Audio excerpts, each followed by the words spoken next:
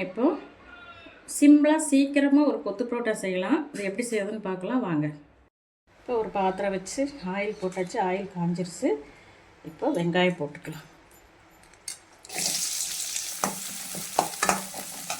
அடுத்து தக்காளி, அது கூடவே ஒரு பச்சை மிளகாய் வெட்டி வச்சுட்டு அதையும் போட்டுக்கலாம்.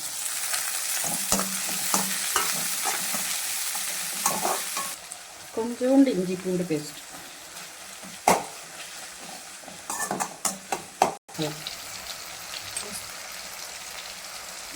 கொஞ்சமாக கரம் மசாலா, இப்போ கொத்தமல்லி கொஞ்சம், கருவேப்பிலை கொஞ்சம்,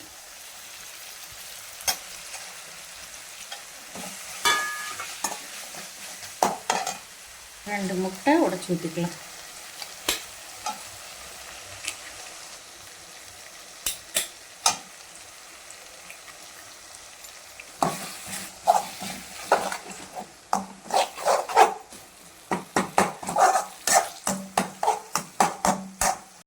கொஞ்சமாக உப்பு,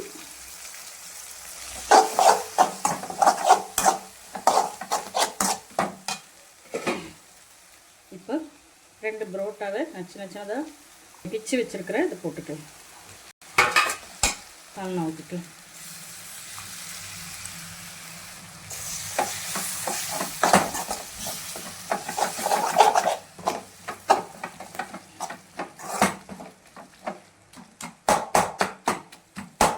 வீட்டில் பண்ணுறதுனால இப்படி கரண்டியால் தான் கொத்தி விட முடியும். நீங்களும் இதுமாதிரி பண்ணிக்கோங்க.